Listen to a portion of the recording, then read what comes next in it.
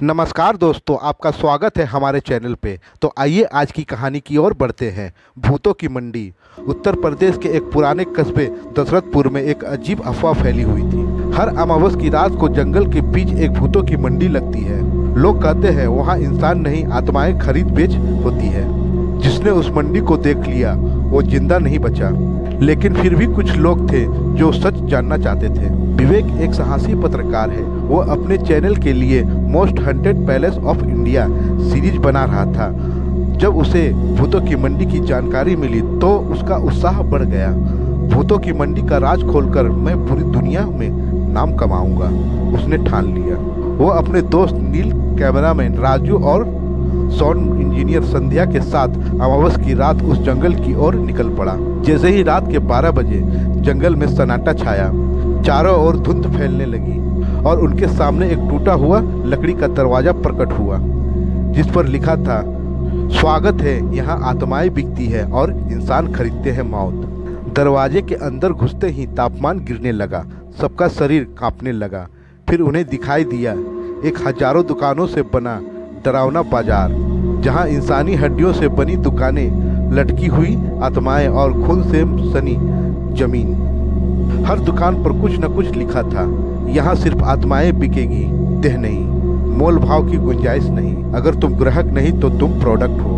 एक बूढ़ी आत्मा बिना आंखों के आई और बोली, किसकी आत्मा बेचोगे तुम या फिर खुद बिकोगे? राजू डर के मारे उल्टी करने लगा। संध्या ने कैमरा गिरा दिया और नील चीखा, हम यहाँ सिर्फ देखने के लिए आए हैं।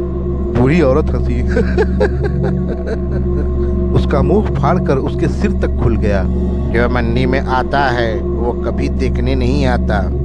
अचानक एक मंच पर बोली शुरू हुई। एक पिंजरे में आत्माएं रखी हुई थी। उनके चेहरे इंसान जैसे थे, लेकिन आंखों से खून बह रहा था। दुकानदार चिल्लाया, पहली आत्मा एक माँ जिसने अपने बच्चों को जिंदा जलाया। दूसरी आत्मा एक साधु जो भूतों को जलाकर मारता था। तीसरी आत्मा एक नौकरानी जो मरने के बाद भी काम करती है। बोली लगने लगी। खून के सिक्कों से नरमुंड से एक भूत बोला, 500 नरमुंड दूंगा इस नौकरानी के लिए। विवेक कांप उठा।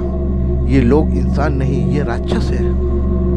राजू डर के मारे भागा, लेकिन उसकी टांग जमीन में धंस गई। एक छाया उठी और उसे खींचकर दुकान के अंदर ले गई। संध्या और नील चिल्लाए, रोको उसे, रोको! लेकिन दरवाजा बंद हो गया।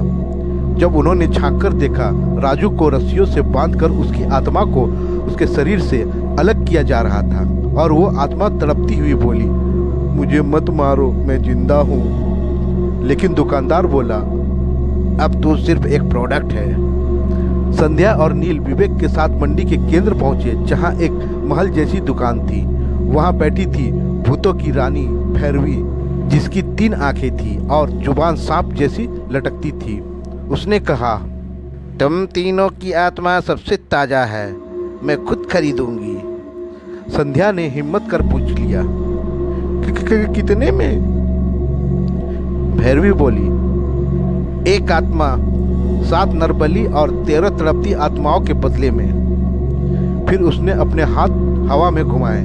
विवेक, नील और संध्या की आत्माएं उसके शरीर से अलग हो गई। विवेक को याद आया, उसकी दादी ने उसे एक मंत्र सिखाया था जो आत्मा को मुक्त कर सकता था। उसने जोर से मंत्र पढ़ा, ओम अग्नि प्रेता बाधा नाशनी नमः।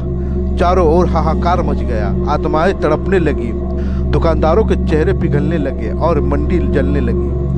भैरवी चिल्लाई, ये मेरा बाजार 900 सालों से चल रहा है, तुम इसे खत्म नहीं कर सकता। विवेक ने जलते हुए खून से बना दीपक उठाया और भैरवी पर फेंका। वो चीखती हुई भस्म हो गई।